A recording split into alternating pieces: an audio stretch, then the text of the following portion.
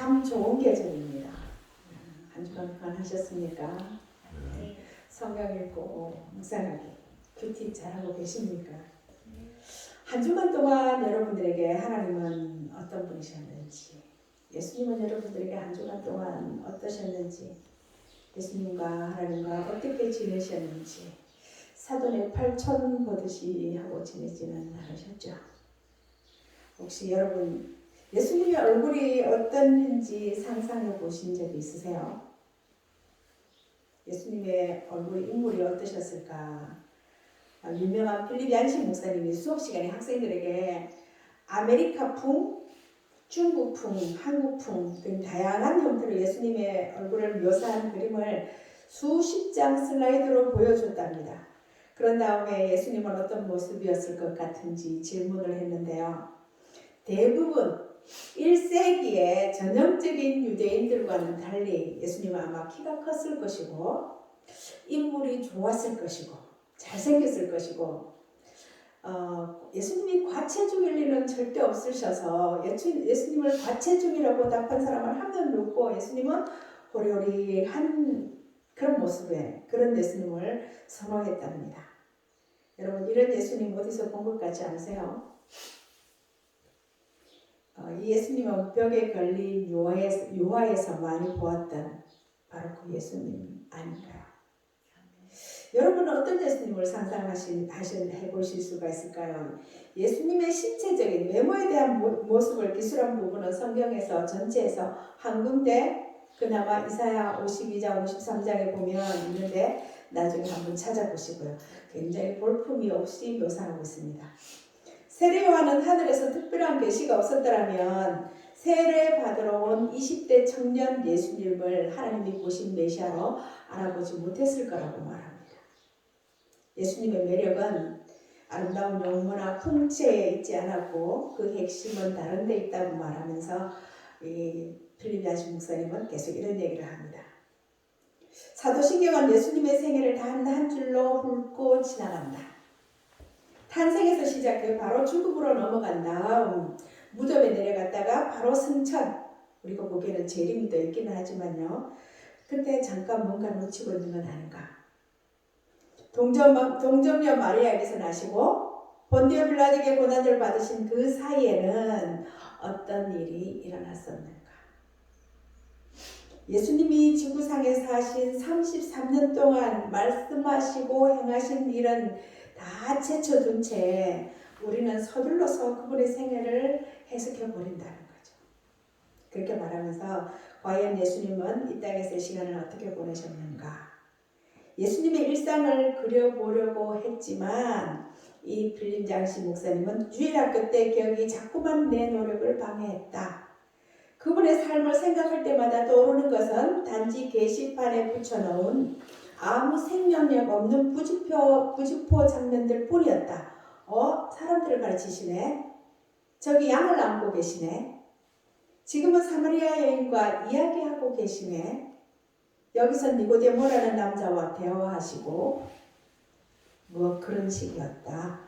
그나마 정말 행동하는 모습에 가까운 장면은 제자들이 부직포로 만든 푸른 바다로 돛담배를 타고 나가는 모양이었다.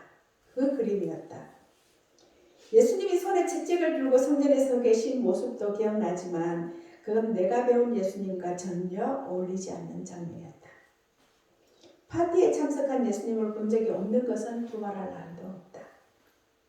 주일학교에서 예수님의 생애에 관한 사실은 배웠지만 한 인간으로서의 예수님과는 동떨어진 그냥 2차원적인 존재일 뿐이었다.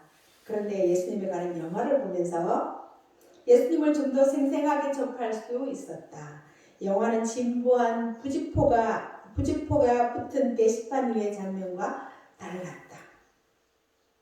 영화 속의 예수님은 그분을 좀 더 잘 보기 위해 또 자신들의 요구를 알리기 위해 서로 밀치는 군중에게 둘러싸인 행동가였다. 영화들을 보고 다시 복음서를 읽을 때 기자의 입장으로 장면들을 바라보거나 최소한 1세기 당시의 사람이 되어보려고 애쓴다. 주변에 서서 귀 기울여 듣고 메모를 하고 예수님에 관한 특별한 점을 파악해서 기사에 반영하려고 애쓴다. 그러면서 그분이 내게 개인적으로 뭔가 영향을 주고 있음을 깨닫는다. 무엇이 눈에 보이는가? 인상이 깊었던 것은 뭔가? 그분의 어떤 점에 그 당시 마음의 심기가 불편해졌는가? 어떻게 그분을 독자들에게 잘 전달할 수 있을까? 오늘 본문 읽은 말씀은 예수께서 예루살렘으로 올라가시기 직전에 일어난 사건들입니다. 앞으로의 여정에서 일어날 일을 예고하고 있습니다. 믿음이 없고 패역한 세대와는 달리 예수님은 귀신 들린 아들을 치유하고 아버지에게 돌려주시죠. 이어 두 번째 순환을 예고하시지만 제자들은 누가 높은 자인지 토론이나 하고 있고 예수님의 제자라는 특권의식에 사로잡혀서 배타성을 보이고 있습니다. 9장 37절에 보면은요, 이튿날 산에서 내려오시니 큰 무리가 맞을세 무리 중 한 사람이 소리를 질러 내 아들을 돌보아 주옵소서 이는 내 외아들이니이다. 예수님이 산에서 내려오시자 큰 무리가 환영하는데 무리 중에 한 남자가 예수께 절박한 심정으로 귀신 들린 외아들을 고쳐주기를 간청하고 있습니다. 누가는 왜 이튿날이라고 이야기하고 있을까요? 이틀이라는 것은 긴 시간이고 많은 시간이고 그 시간 동안 사나라에서는 사건이 일어난 것입니다.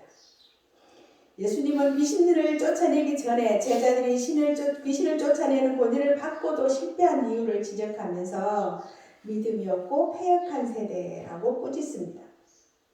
이 표현은 신명기에 출애굽 때 하나님을 믿지 못하고 부패한 광야 세대를 꾸짖을 때 사용하신 표현입니다. 부패한 믿음은 하나님의 뜻에서 멀어진 상태를 의미합니다.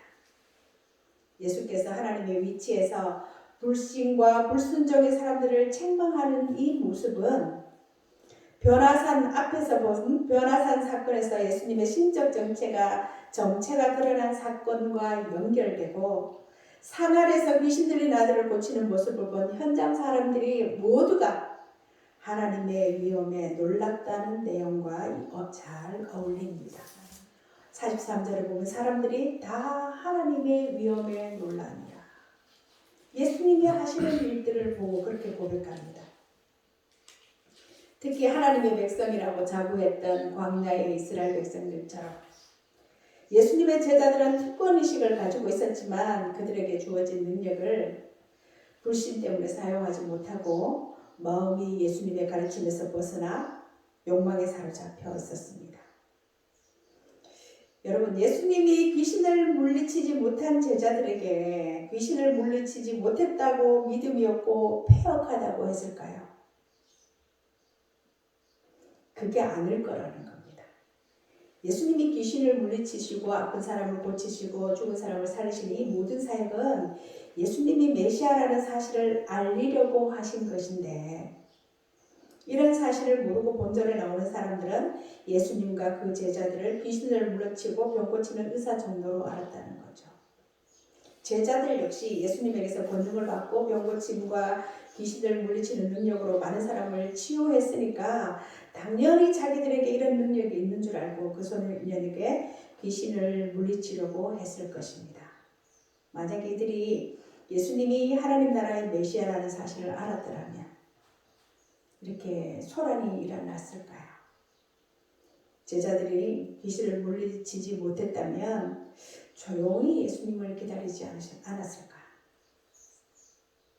이어지는 내용으로 보아서는 제자들의 오만함을 지적하는 말씀이 아닌가 생각합니다.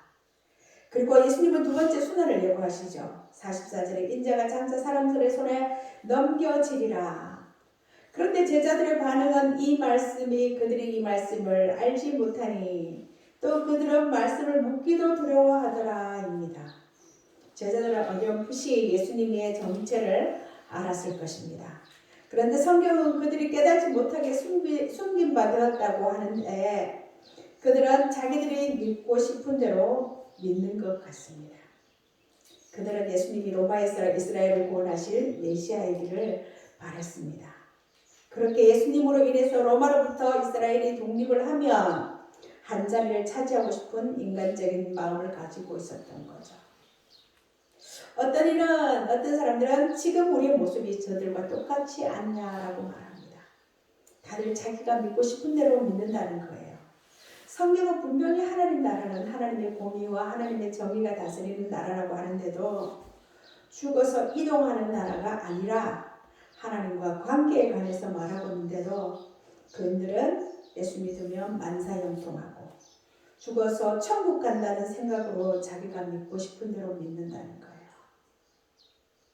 적당히 편법을 써서라도 돈을 많이 벌면 하나님의 축복이라고 하고 수단 방법을 가리지 않고 자녀들이 좋은 대학에 가면 하나님의 은혜라고 하고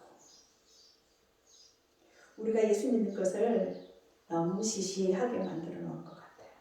우리가 그러지 않았습니까? 그래서 세상 사람들에게 욕을 먹습니다. 예수님은 누가복음 4장 18절에 이사야의 말씀을 인용해서 이런 말씀을 하시는데요. 마음이 상한 자를 고치며 포로된 자에게 자유를 눈먼 자에게 다시 보게 하면 갇힌 자 눌린 자를 자유롭게 하는 게 복음이라고 말씀하시는데 지난주에 제가 에스더 성경 묵상을 보내드렸죠. 에스더서를 통해서 성경이 말하고자 하는 가장 쉬운 답이 뭘까요? 믿음과 신앙의 절개를 지키고 믿음으로 싸우면 승리한다. 그런 메시지일 것입니다. 그러나 더 깊은 메시지가 있다고 하는데요. 그것은 주님이 오실 때까지 이 세상에서 하나님의 백성들이 그 정체성을 지키고 살아가려 할 때 고난을 당할 것이라는 메시지입니다. 더 깊이 들어있는 메시지는 이거라는 거죠. 때로는 고난이 너무 커서 우리가 감당할 수 없을 때도 있을 것인데 하나님께서는 성도들로 하여금 승리를 위해서 모르드게에게 그렇게 했듯이 우리에게 애통과 통곡을 요구하실 수 있다는 것입니다. 절대자이신 하나님께서는 그의 섭리와 역사를 펼치시는데 하나님은 우리가 우리의 삶의 위치에서 신앙적인 반응과 행동을 도구로 사용하신다는 겁니다. 그런데 우리의 반응과 행동이 이 죄된 세상을 이기게 해주는 것이 아니라 하나님께서 이 죄된 세상에서 우리에게 승리를 주실 때 그 하나님께서 우리에게 요구하시는 것이 우리의 신앙적인 반응이라는 거예요. 우리가 기도를 많이 해서가 아니라 이런 어려움 속에서 우리가 보여줘야 할 믿음의 태도, 신앙적인 반응이 그거였다는 거죠. 에스더서에서 말하는 신앙적인 반응이 무엇이었을까요? 여러 가지 있습니다.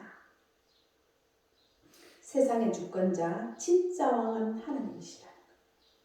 우리의 인생은 하나님의 손 안에 있고 하나님의 섭리 안에 그래서 그 하나님께 삶을 의뢰하며 기도하는 것 하나님의 손길을 기다리는 것 그게 에스더서가 말하는 신앙적인 반응이 아니겠습니까? 이것은 우리에게 똑같이 요구하고 있습니다. 왜 왕이 잠이 안 왔겠으며 그날 밤에 왜 하필 옛 역사 이야기를 읽다가 이 사건을 발견하고 모르드게를 찾아냈겠습니까? 왜 잠이 안 왔겠으며 왜 하필 옛 역사의 이야기를 읽었겠냐고 묻는다면 하나님이 하시는 일이라는 거죠. 하나님이 하시는 일이라는 겁니다. 구약 정경에 포함된 이 에스더서에는요. 하나님의 이름이 단 한 번도 언급되지 않는다고요. 제가 찾아보지는 못했어요. 하나님의 이름이 단 한 번도 언급되지 않지만 구구절절히 하나님의 손길이 느껴지는 게 에스더서예요. 여러분, 하나님은 우리가 인식하지 못하고 느끼지도 못하는 순간에도 우리를 지키시고 보호하시겠다는 그 신실한 약속을 이루기 위해서 일하고 계십니다. 그래서 제가 몇 번 말씀드렸어요. 내 감정, 내 느낌 우선하면 안 된다는 거죠. 여러분 그 얘기 들었죠. 기관차와 객차 이런 그림 보셨죠. 기관차가 하나님이 이루어놓으신 사실이라면 하나님이 하시는 일이라면 객차는 우리의 감정, 느낌 이걸 말합니다. 기관차는 객차가 없어도 달립니다. 우리가 겪는 어떤 일도 그냥 쓸모없이 버려지는 무의미한 일은 있을 수 없습니다. 비록 지금 이해하지 못해서 답답하고 아픔이 있다 할지라도 주님의 섭리를 믿고 주님께 우리의 삶과 문제의 통치권을 내어드린다면 분명 하나님께서 그 일을 통해서 합력하여 선을 이루어 가실 것임을 믿음으로 볼 수 있을 것입니다. 그게 예수 믿는 하나님을 섬기면서 하는 맛이 아니겠습니까? 그리고 언젠가는 나를 위해서 일하신 하나님의 놀라운 섭리를 감사함과 기쁨으로 고백할 거예요. 근데 그 언젠가가 그렇게 길지 않더라고요. 언젠가가 한 10년 뒤에, 20년 뒤에가 아니고 조금만 생각하면 어느 때는 뒤돌아서서 바른 그런 고백을 하게 하나님이 만드셔요. 그러므로 하나님의 섭리와 간섭과 역사는 전적인 하나님의 은혜와 사랑으로 우리에게 임하지만 우리가 뭘 내놔서 뭐가 있어서 우리에게 근거가 있어서가 아니지만 조금 달리 표현하면 우리의 신앙적인 반응과 맞물려서 나타난다고 할 수 있습니다. 하나님은 우리에게서 믿음의 반응을 삶으로 보고자 합니다. 제가 그랬죠. 이게 복음입니다. 그럼 이게 복음이라는 거 당신이 한번 보여줘봐. 세상 사람들은 우리에게 그렇게 말하고 있습니다. 이게 복음이 책 한 권 던져주면 되잖아요. 이게 복음이야. 이거 분명 복음이에요. 그럼 이게 복음이라는 것을 당신이 증명을 해봐. 그게 원래 우리 표현하는 복음의 사람, 예배자의 삶입니다. 오늘 말씀 예수님은 영광의 산을 내려온 직후에 죽음을 예고하세요. 절대 잊으면 안 된다고 귀에 담아두라고 단단히 일러주셨죠. 그런데 그것이 바로 예수님의 정체성이고 또한 제자들의 우리의 정체성이어야 하기 때문입니다. 인자의 순환과 죽음과 동떨어진 채 그와 제자들을 설명할 수 없고 하나님 나라를 말할 수도 없습니다. 그런데 제자들은 깨닫지 못합니다. 제자들은 묻기도 두려워했다고 하는데 혹 자신들의 기대와 예수님의 행보가 다를 수도 있다는 불안감이 현실이 되지 않을까? 그렇게 해서 두려웠던 것은 아니었을까요? 오해한 채로 동상이몽으로는 같이 있어도 따르는 게 아니었습니다. 그 증거가 뒤에 바로 따라 나오죠. 제자들은 예수님이 죽음을 말씀하고 계시는데 제자들은 누가 큰 자인지에 대한 변론이 일어납니다. 인자의 죽음을 가르치시는 길 위에서 제자들은 누가 크냐 하는 변론을 벌였어요. 해서는 안 될 짓이고 제자로서는 더욱이 그렇게 주님과 전혀 다른 마음을 품어서는 안 되는 거였습니다. 세상이 남을 죽여서 내가 올라서는 나라라면 하나님 나라는 나를 죽여서 남을 섬기고 올리는 나라입니다. 약한 존재인 어린아이를 영접하든 누구든 영접하는 곳이 하나님 나라입니다. 예수님은 스스로 가장 작은 자를 여기고 남을 섬기면 가장 큰 자로 대접을 받을 것이다 라고 말합니다. 그런 사람을 더 업신여기고 이용하는 것은 세상이에요. 말씀에 비추어 보건대 더 크다고 주장하며 다투는 것은 더 크다고 주장하며 다투는 곳은 적어도 하나님 나라는 아닙니다. 예수님은 순환을 예고하셨지만 제자들의 관심은 정반대편에 가 있습니다. 제자들은 누가 더 큰지 비교하면서 변론을 벌였는데요. 이에 예수님이 어린아이를 하나 세우면서 누구든지 내 이름으로 어린아이를 영접하면 곧 나를 영접하는 것이고 누구든지 나를 영접하면 곧 나를 보내신 이를 영접함이라. 그 당시 유대 사회에서 어린아이는 사회적으로나 신체적으로나 가장 낮은 위치에 있는 약자였습니다. 그리고 고대 그 이스라엘 팔레스타인과 같은 그 지역은 명예와 수치를 귀하게 여기는 사회에서 사람의 명예와 지위는 그 사람이 함께 만나고 식사하는 사람들의 그 사람에 의해서 내 지위가 결정됩니다. 우리도 그런 모습을 많이 보이지 않습니까? 오늘 하루도 내가 하나님 앞에서 하나님 존전에서 하나님의 시야 안에서 하나님 눈길 속에서 살아가는 사람임을 자랑하기보다는 내가 오늘 누구누구하고 여기 유지하고 도지사하고 군수하고 내가 밥을 먹고 사진을 찍었어. 여러분 대통령하고 밥 먹고 사진 찍었다면 입 다물고 있을 수 있겠습니까? 참 조금 말하고 싶어서 입이 아마 건질거리지 않겠어요? 아마 저돌거릴 것 같아요. 그런데 하나님과의 동행을 소중히 여기는 삶, 하나님께 예배하는 나. 오늘 하루도 어설프게 예배자의 삶을 살았음에도 이렇게 버젓이 살아남았다는 사실. 여러분 가인과 아벨의 제사를 아시죠? 성경은 하나님이 받으신 것은 가인과 그 제물, 아벨과 그 제물이었다고 기록하고 있습니다. 제물 자체가 아닌 그의 인격을 수납하는 것인데 히브리서 11장은 그것을 믿음으로 아벨은 가인보다 더 나은 제사를 드렸다라고 기록하고 있습니다. 여러분 우리의 모두의 모습이 그럴듯해서 다른 사람들보다 조금 나아서가 아니라 하나님의 은혜로 오늘도 이 예배 자리에 와 있습니다. 제자들은 예루살렘으로 올라가면서 지위와 명예가 상승할 것이라는 것을 기대하면서 누가 그 자리를 획득할 것인지 논쟁합니다. 왜 이런 생각을 했을까요?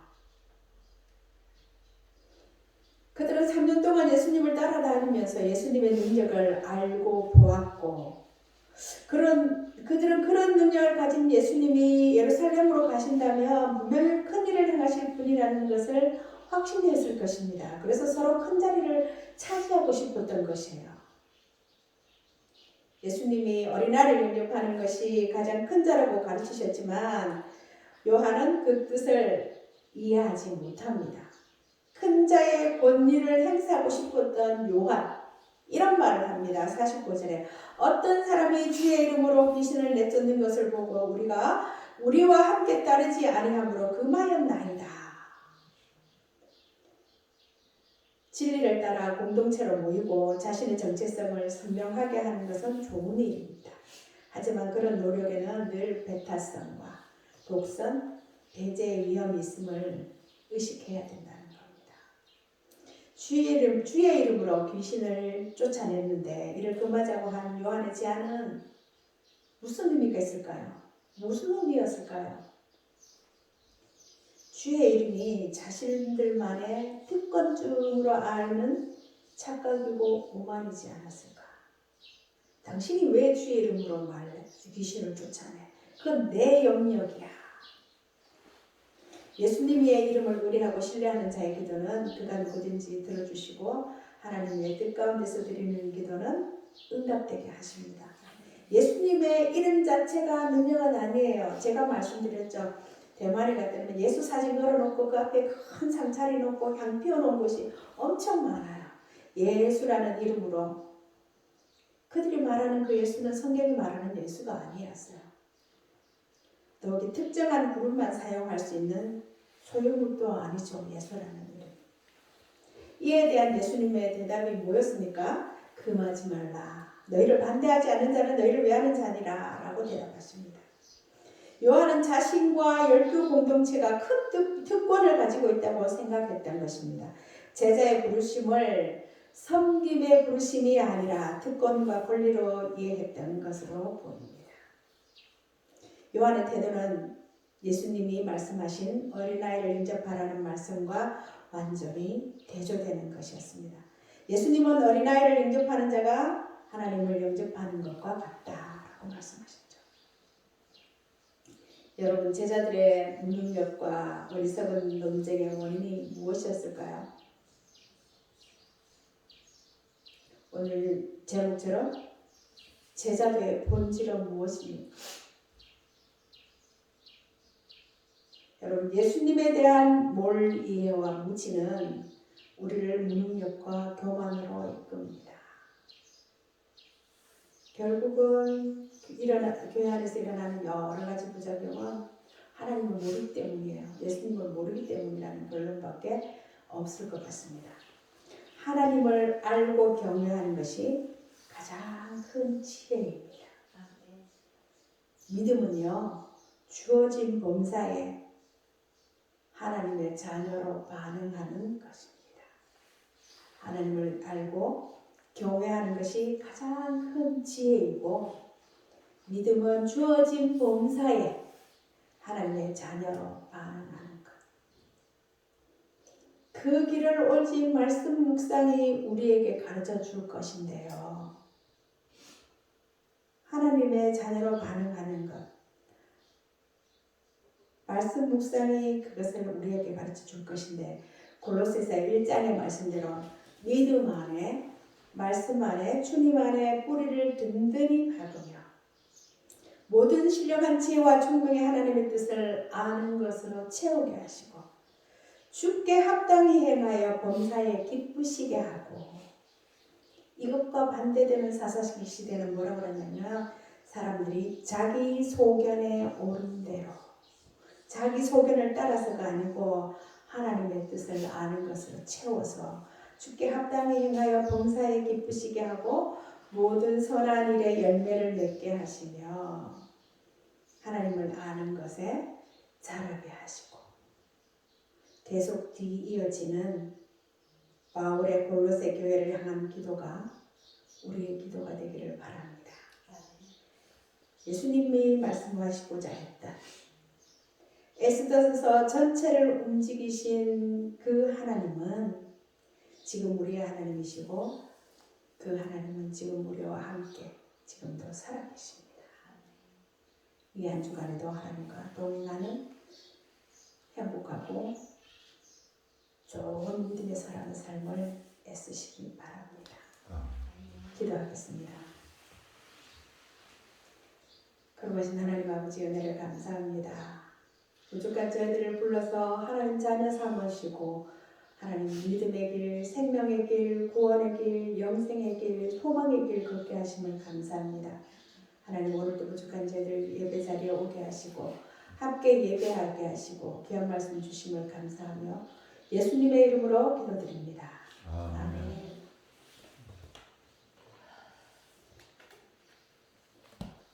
꺼주시면 찬송 449장입니다.